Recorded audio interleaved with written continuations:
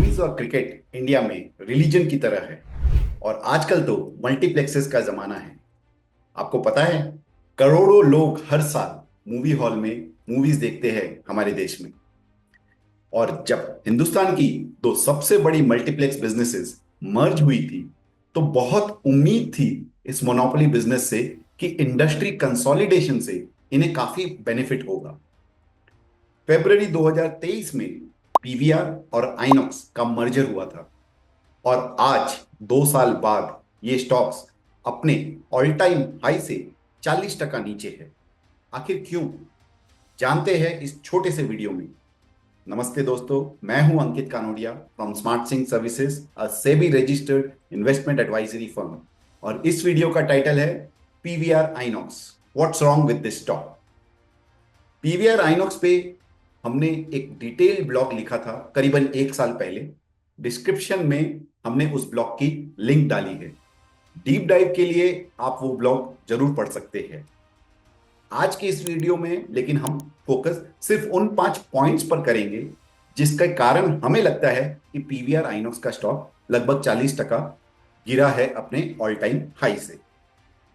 तो पहला पॉइंट ये है कि पीवीआर आइनॉक्स सिर्फ सिनेमा टिकटिंग बिजनेस नहीं है, बल्कि एफएनबी और एडवर्टीजमेंट बिजनेसेस भी है। पीवीआर आइनॉक्स का फ्यूचर जानने के लिए आपको इन तीनों बिजनेसेस की डीप अंडरस्टैंडिंग होनी बहुत जरूरी है। दूसरा पॉइंट, हम लोग सब बात करते हैं क्रिएटिंग वैल्यू की, बट वैल्यू सिर्फ क्रिएट करने से नहीं होता है, वैल्यू को कैप्चर भी करना होता है। तभी एक कंपनी या एक मोनोपोली बिजनेस वैल्यूएबल बनती है। तीसरा पॉइंट, अगर आप अपने आप को मोनोपोली या स्ट्रॉन्ग बिजनेस बोलते हो, तो आपका बिजनेस मॉडल मोर और लेस सेट होना चाहिए। हर हफ्ते या हर महीने आप बिजनेसेस में चेंज नहीं कर रहे हो। चौथा पॉइंट, अगर एक मोनोपोली बिजनेस को मार्केट डोमिनेट करना तो दूर, सरवाइव करने में प्रॉब्लम हो रही है, तो समझ जाना चाहिए कि ये इंडस्ट्री एकदम रेडी है डिसरप्शन के लिए। पांचवा और आखिरी पॉइंट है कंसेंसस और वैल्यूएशन। तो चलिए शुरुआत करते हैं पहले रीजन से। पीवीआर आइनॉक्स सिर्फ सिनेमा टिकटिंग बिजनेस नहीं है, बल्कि एफएनबी और एडवर्टीजमेंट बिजनेस भी है। पीवीआर आइनॉक्स का फ्यूचर जानने के लिए आपको इन तीनों बिजनेस की डीप अंडरस्टैंडिंग होनी चाहिए। आपने देखा होगा कि भले ही आपने 200 रुपए की टिकट ली हो एक सिनेमा के लिए, पर एक स्टैंडर्ड ग्लास कोल्ड ड्रिंक का कॉस्ट 300 से 500 रुपए होता है। उसके साथ ही आपने ये भी गौर किया होगा कि पहले के मुकाबले आजकल मल्टीप्लेक्सेस में एडवर्टीजमेंट भी बहुत लंबे समय तक दिखाया जाता है। और ये उनके कॉर्पोरेट प्रेजेंटेशन में काफी क्लियरली जाहिर होता है, राइट। जैसे कि आपने अभी देखा कि movie tickets, F and advertisement मिलाकर ऑलमोस्ट 90% ऑफ रेवेन्यू कवर हो जाता है। अब मूवी टिकट सेल्स तो सीधा फुटफॉल पे डिपेंड करते हैं। जितने ज्यादा फुटफॉल्स होंगे उतने ही ज्यादा रेवेन्यू। तो अब आप ये देखिए, कोविड के बाद year on year football footfall बढ़ी तो जरूर है, पर आज भी प्री पैंडेमिक लेवल से कम है। और ये जो अभी आपने स्क्रीन पे देखा, वो सिर्फ कैलेंडर ईयर 2023 तक का डेटा है। 2024 में तो फुटफॉल्स 94 करोड़ से घटकर 88 करोड़ ही थे। ये नंबर प्री पैंडेमिक के टाइम में 100 करोड़ हुआ करता था। तो टिकटिंग बिजनेस को तो जो आपने अभी देखा, वो लगभग 50% कंट्रीब्यूट करती है टोटल रेवेन्यू, और वो स्ट्रगल कर रही है पोस्ट पैंडेमिक। अब अगर आप एफ बिजनेस की बात करें तो हालत खराब ही है, राइट। और लगभग ऐसा ही हाल एडवर्टीजमेंट बिजनेस का है। हाँ, आप Q3 का नंबर्स अगर जो कल ही रिलीज हुए उसमें आप देखोगे तो एडवर्टीजमेंट में जरूर रेवेन्यू बढ़ा है। बट आप ये ध्यान रखिएगा कि Q3 इन जनरल सबसे स्ट्रॉन्ग क्वार्टर होता है, क्योंकि दिवाली और न्यू ईयर के कारण और न्यू ईयर और दिवाली से रिलेटेड छुट्टियों के कारण काफी मूवीज इस टाइम पे रिलीज होती है, राइट। और अगर सही मायने में देखा जाए तो ये बिजनेस उस दिन बहुत अट्रैक्टिव लगेगी जब advertisement and F&B business individually ticketing business से भी ज्यादा बढ़ जाए।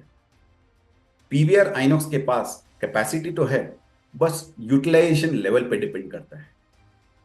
ठीक है, तो टॉप 5 रीजंस में से एक तो हमने कवर कर लिया। दूसरा है creating value versus capturing value. Famous founder, angel investor और बेस्ट सेलर बुक 0 to 1 के ऑथर ने अपने इसी बुक में एक बहुत ही खूब बात कही थी कि वैल्यू सिर्फ क्रिएट करने से कुछ नहीं होता, वैल्यू को कैप्चर भी करना पड़ता है। राइट? अगर जैसा कि आप देख सकते हो अपने स्क्रीन पे उस कोट को, तो आप ये चीज समझो कि no doubt PVR INOX value तो क्रिएट करती है, इतने सारे सिनेमा गोअर्स को इंटरेस्टिंग कंटेंट दिखाती है और उनके पसंद अनुसार F&B भी सर्व करती है। इसके साथ ही वो लार्ज कॉर्पोरेट्स और छोटे बिजनेसेस को टारगेटेड एडवर्टीजमेंट करने का मौका भी देती है। बट आप उनके प्रॉफिट एंड लॉस को देखोगे तो रियलाइज होगा कि वैल्यू क्रिएट तो होता है, पर पीवीआर आइनॉक्स के बुक्स में कैप्चर नहीं हो रहा। चलिए अब तीसरे पॉइंट पे आते हैं। अगर आप अपने आप को मोनोपोली या स्ट्रॉन्ग बिजनेस बोलते हो तो आपका बिजनेस मॉडल मोर और लेस सेट होना चाहिए। अगर आप हर दूसरे महीने कोई नया पिवट मार रहे हो जस्ट टू चेक कि शायद इससे कुछ एक्स्ट्रा प्रॉफिट मिल जाए, तो कहीं ना कहीं कुछ तो गड़बड़ है आपके कोर बिजनेस में। आप अपने स्क्रीन पे देख सकते हो कुछ रीसेंट पिवट जो पीवीआर आइनॉक्स ने किए हैं अपने बिजनेस मॉडल। राइट? तो अभी तक हमने 3 पॉइंट कवर किए। चौथा पॉइंट एकदम सिंपल है। अगर एक मोनोपोली बिजनेस को मार्केट डोमिनेट करना तो दूर, सरवाइव करने में प्रॉब्लम हो रही है, तो समझ जाना चाहिए कि ये इंडस्ट्री एकदम रेडी है डिसरप्शन के लिए।